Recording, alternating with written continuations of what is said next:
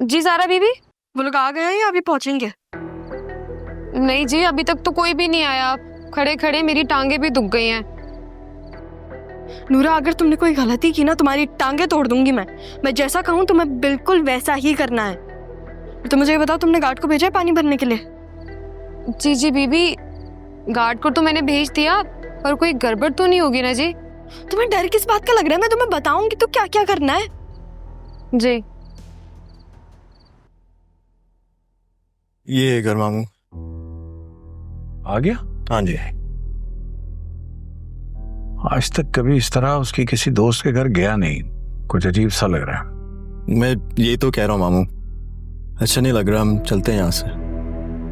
वापस नीचे उतरो, चलो मेरे साथ। मैं से क्या मुराद है तुम्हारी?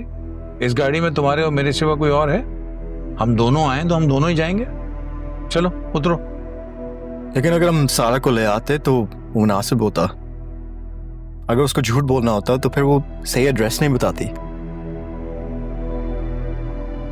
पर अब सारा हमारे साथ नहीं है ना, और हम यहाँ हैं, तो जब इतनी दूर आ गए हैं थोड़ी सी इन्वेस्टिगेशन तो बनती है ना। चलो। ओके।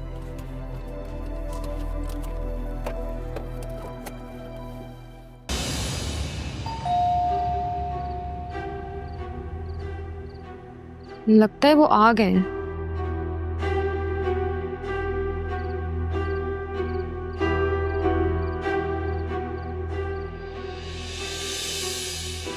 ज़ारा बीबी का घर यही? जी जी, ज़ारा बीबी का घर यही है।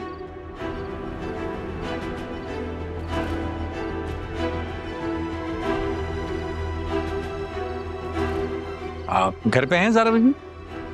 उनको बोलो वो घर नहीं है। जी, ज़ारा बीबी तो घर पर नहीं है।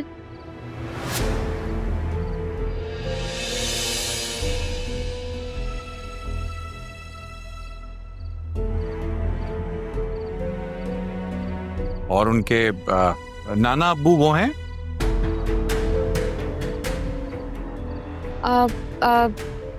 नाना मियाँ अपने बेटे के घर गए हुए हैं। जी, बड़े साहब तो अपने बेटे के घर पर गए हैं। और कब तक आ जाएंगे?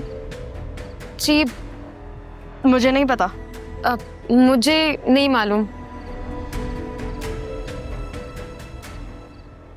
जी, आप कौन? आप बता दें, कोई काम है तो मैं उन्हें बोल दूंगी। ज़ारा की एक दोस्त है, मैं उनका वालिद हूँ।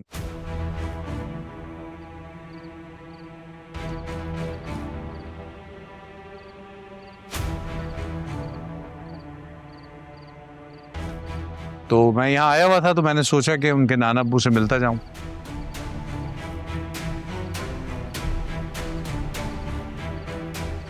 जी, वो तो सो गए होंगे। जी बड़े साहब तो सो गए। तो अब वो तो अपने बेटे के घर पे नहीं गए हुए थे? आप? हाँ, तो अपने बेटे के घर पे जाके वो सो गए। जी, मेरा कहने का मतलब था कि वो अपने बेटे के घर पे सो गए होंगे। आखिरकार वो उनके बेटे हैं ना। अच्छा, चले ठीक है। मिठाई मैं असल में मिलना चाह रहा था, लेकिन चले कोई बात नहीं, जो अल्लाह को मंजूर।